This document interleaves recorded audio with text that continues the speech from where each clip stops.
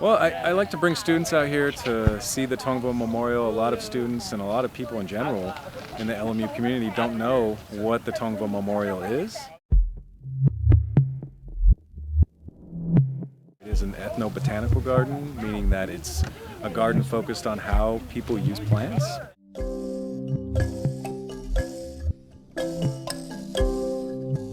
I actually hadn't heard about the memorial. I just knew that there was a nice place to sit on this side of the bluff, but I didn't know what it was for or that it was even a memorial. So I'd only heard of it. I didn't know what it was about or even what it looked like. I didn't even know this area was the Tongva Memorial.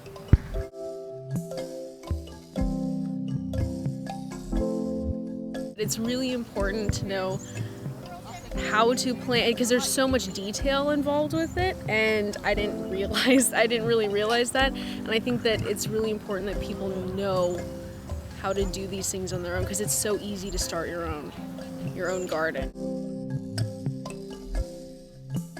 What we did is we looked at the plan and how this was designed, and we put in plants to replace others that had passed, such as the California buckwheat over there to match the buckwheat that's doing well at the edge, and the deer grass and the ceanothus, the low-growing ceanothus over here.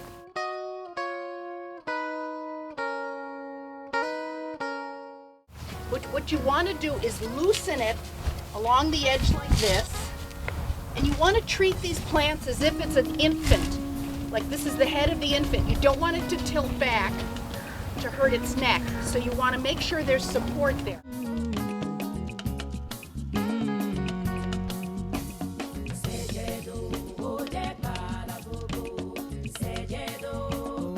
For this project, I kind of researched the plants that would be best in nurseries that have native plants and in large quantities. And I was involved in kind of applying for the Empowerment Fund grant through the Center for Service and Action and getting the funds to buy the plants. And then kind of going over the grounds and seeing where they'd work best and what would work best and what would be most beautiful. So it's been great collaboration.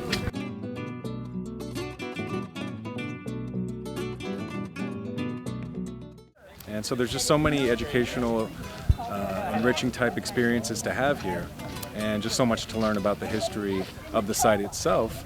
And had students in this class, Environmental Studies 100 in fall 2012, write some reflection essays on what they thought about their experience here. And the majority of the class talked about how it needed to be cleaned up, and the plants seemed a little bit neglected, and perhaps it could use some cleanup and sprucing up.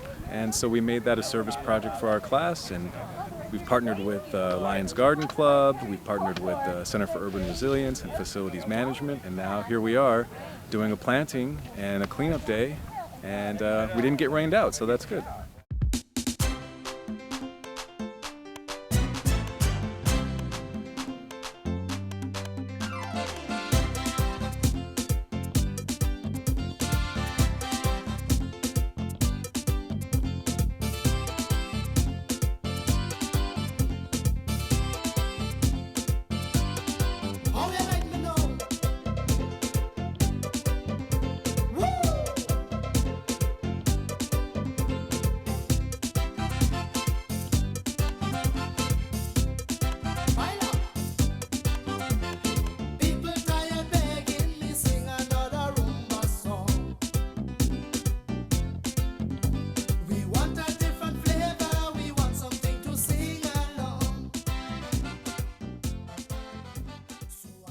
We actually brought amended soil, and what does that mean? We brought in worm castings, which are rich in microorganisms that are very good for the soil to bring the soil alive.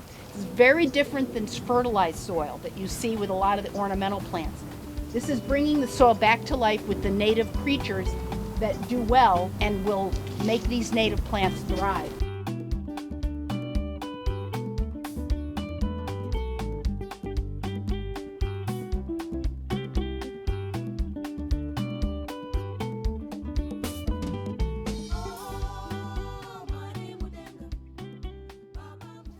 I mean, I think it's nice that we're bringing attention to a place that has been ignored for so many years. And so I think that people might take care of this place a little bit better. This is one of the best experiences I've ever had in a classroom. Being able to work with a project like this hands-on, it's really a unique experience that no other class I've taken offers. I think hands-on experience is great. I hope more classes do it, and that's why I think Professor Rasmussen's class is so great at getting us hands-on, and I hope it leaves a really great impact. I think beautifying it will bring more people to the site and have all people enjoy it, and hopefully spark the curiosity to learn more about the Tongva people. I know we'll have some great signage that other students were working on, kind of explaining what the memorial's purpose was and a little history about the Tongva people.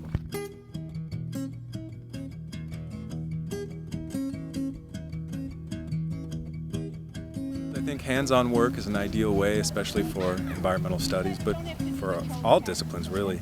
It's a really good way to complement more conceptual academic work where you're mostly writing papers or doing some sort of in the classroom work. It's just a great way to use our campus as a resource, and it's a win-win when you think about it, to actually improve the campus and have the students walk away with a great educational experience.